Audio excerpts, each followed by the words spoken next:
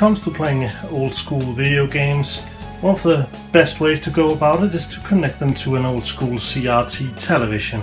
For a lot of gamers, their holy grail is the Sony Trinitron when it comes to consumer grade televisions, while others prefer to stick to production video monitors, which produce excellent picture but can be rather bulky to look at. But when it comes to consumer grade televisions in Scandinavia and in the rest of the world really, you can't go wrong with the Bang & Olufsen MX4000. This is a 20-inch television set which doesn't just offer excellent picture but also excellent design. If we look at it from the side, we see that it's a pretty narrow television. They come in various kinds of colors. I picked a white one, and for anyone who's putting it on a shelf, it's also not as deep as some of the other television sets are. In fact, if we use a unit of measure that everyone is familiar with, one Senran Kagura PlayStation 4 case, we'll find that the B&O is just about maybe two and a little bit cases deep. But I also have this other JVC CRT television which I've been using up until this point, and that's about 1, 2, maybe 2.5, 3 cases deep. But as I said earlier, the MX4000 is more than just good design. It also has excellent picture quality with absolutely amazing scan lines, which is probably hard to pick up in this video. And while you do need to fiddle a bit with it in the settings menu, the picture looks amazing when you get it just right. That is in part thanks to this contrast screen that is kind of in front of the CRT tube, and this gives some really nice black levels, which is something that flat panel televisions definitely is starting to get right. But even with the FrameMeister connected, I personally don't think they ever look as good as this. Look at this guy, look at all these scan lines, wow! Let's take a look at the connections on the back of the television. You got 2 SCART ports and you got an S-Video port right there. And then you have connectors for B&O's own speaker system. Now, one thing you really want to pay attention to when picking up a B&O television is this label here. One thing you need to be aware of this is this SW number, which is the software revision number, and really want that to be above 3.4. so you get all the options and settings.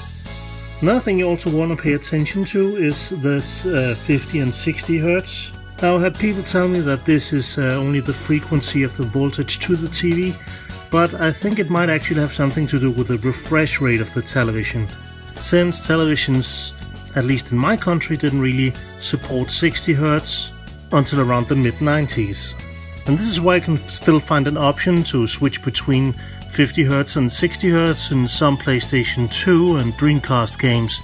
Even worse is that some PAL games that run at 50 Hz run 17% slower than their American counterparts, and they don't take up the full screen real estate either. So playing game at 50 Hz is generally just wrong.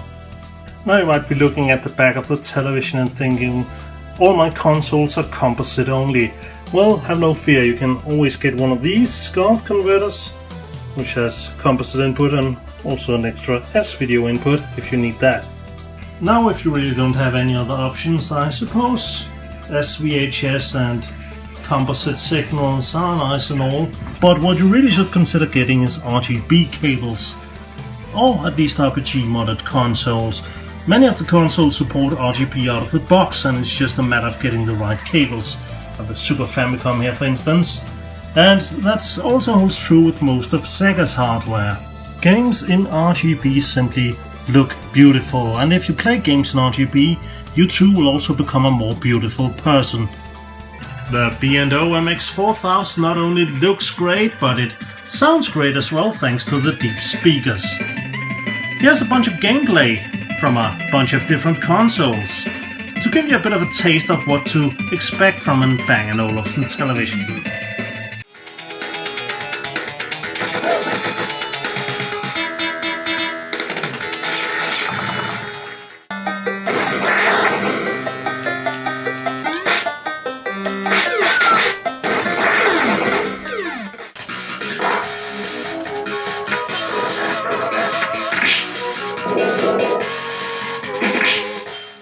Let's get out of here. No, we have to get the disc back.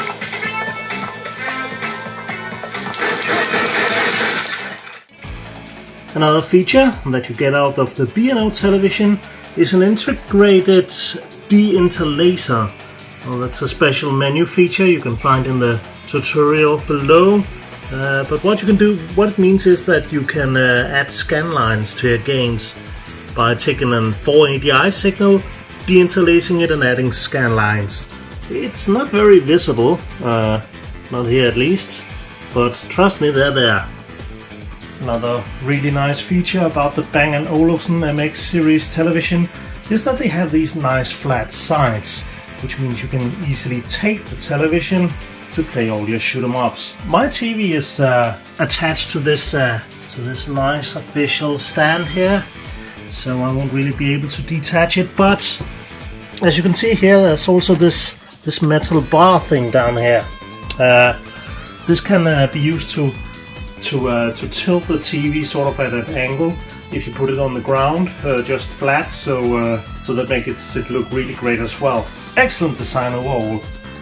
I couldn't really tell you if the picture quality and sound quality is any better or worse than a Sony Trinitron, as I haven't really tried using one of those in person.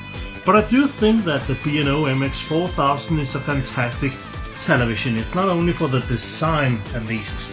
And the picture, as I said several times, is super sharp, looks great, has built-in scanline support, and it's pretty much everything you want from a great retro gaming television. It's become kind of a hassle to try and get regular television to run on these kinds of CRTs, as the airborne television signal has been shut down, so you should be able to purchase these off eBay or maybe something like a Craigslist equivalent at a pretty reasonable price. The B&O MX4000. Check it out!